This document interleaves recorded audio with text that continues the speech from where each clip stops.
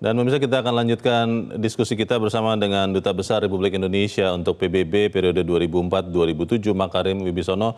Prof. Makarim, kalau kita melihat pernyataan terakhir dari Sekjen PBB yang mengatakan bahwa Timur Tengah ada di ambang kehancuran, di dalam sidang Dewan Keamanan itu Sekjen PBB juga memperingatkan semua pihak untuk tidak ikut masuk di dalam konflik ini.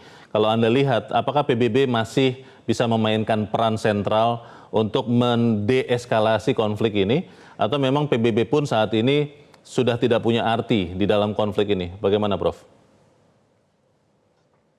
Ini hal yang disentuh oleh Antonio Guterres ya, mengenai bagaimana peliknya ya mekanisme multilateral menghadapi masalah sengketa di Timur Tengah ini. Karena apa? Karena di sini ada yang namanya kaitan kepentingan yang sangat menonjol antara negara Barat, khususnya adalah Amerika Serikat dengan Israel. Ya, memang pada waktu ada voting mengenai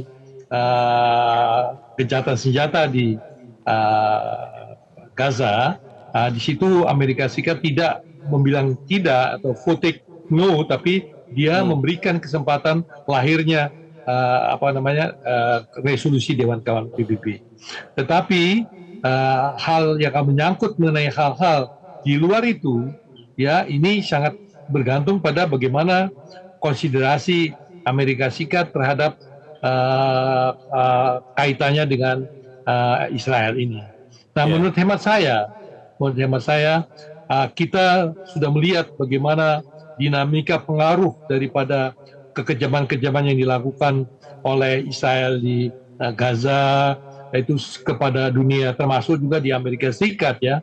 Nah, mudah-mudahan di dalam periode pemilihan umum di Amerika Serikat ya, ini juga membuat semacam tekanan kepada pemerintah Biden untuk lebih mempertimbangkan pendekatan yang lebih rasional ya, tidak semata-mata mendukung sikap dari Israel. Kalau semakin ada kemajuan di bidang itu, tentunya PBB itu bisa mengambil langkah-langkah yang signifikan. Tetapi kalau masih tetap ya loyalitas mati antara Amerika Serikat dengan Israel, maka PBB itu akan terbentur pada prosedural yang tidak memungkinkan dia melakukan langkah-langkah yang maju.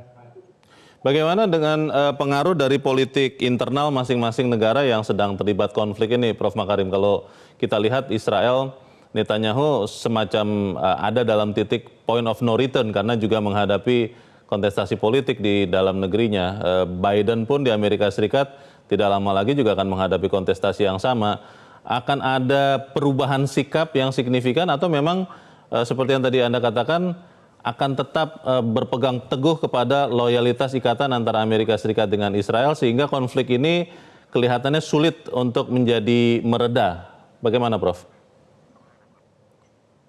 Seperti diketahui ya, masalah mengenai Israel dan di Timur Tengah ini kan juga mempunyai masalah yang berkaitan dengan sejarah ya. Nah, kalau kita lihat ya, yang berkepentingan terhadap masalah di Timur Tengah ini kan tidak semata-mata kelompoknya Benjamin Netanyahu ya, karena juga ada kelompok Israel yang menginginkan pendekatan-pendekatan yang berbeda. Misalnya saja ya, two-state solution. Two-state solution pendekatan yang diterima oleh semua aktor pada waktu itu. Ya, nah, tetapi sekarang di bawah Benjamin Netanyahu kan dia sudah mengabaikan two-state solution dengan menginginkan adanya one-state solution. Nah, sekarang kita ingin melihat bagaimana kekuatan yang mendukung Netanyahu di kabinetnya di Israel tadi. Kalau dia melihat bahwa ada kemunduran dari pendekatan tangan besi yang dilakukan oleh Benjamin Netanyahu, tentunya dukungan di dalam negerinya juga akan berubah. Nah, kalau itu terjadi dan juga akan mendorong dia bersikap lebih fleksibel terhadap peranan multilateralisme, maka ini membuat PBB akan bersikap akan responsif terhadap peluang-peluang yang ada. Jadi kita banyak sekali tergantung pada bagaimana mekanisme-mekanisme yang terjadi di dalam negeri itu. Ya, nah ini yang akan kita tunggu sampai di mana. Nah, kita mengharapkan kalau bisa ya dorongan-dorongan terhadap mekanisme pendekatan dengan tidak menggunakan kekerasan ini dilanjutkan secara gigih oleh semua pihak Ya. yang bermain di sini. Karena memang ini Ya. merupakan suatu hal yang sangat-sangat menentukan. Prof. Makarim, Indonesia masih tetap menganut sistem politik luar negeri bebas aktif. Kalau Anda lihat di dalam konflik yang sekarang sudah melibatkan Iran juga di Timur Tengah, di Israel, di Palestina, apakah Indonesia bisa memainkan perannya mungkin lewat PBB, mungkin melobi negara-negara kuat di PBB untuk kemudian sama-sama membuat konflik ini segera berakhir, atau memang tidak bisa itu dilakukan saat ini? Bagaimana, Prof? Saya melihat ya bahwa apa yang dilakukan oleh Indonesia beberapa saat ini kan sudah cukup aktif dan cukup boleh dibilang mengambil langkah-langkah yang juga mengandung risiko yang cukup signifikan ya, tapi telah dilakukan dengan baik.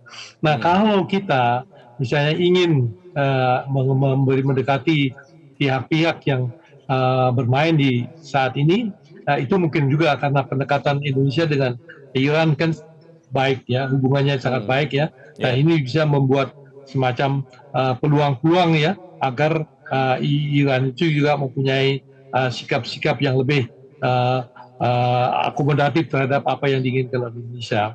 Nah, saya melihat sekarang ini ya bahwa langkah yang diambil Iran itu kan adalah langkah merespon apa yang dilakukan oleh Iran untuk menyerang dia punya konsulat jenderal.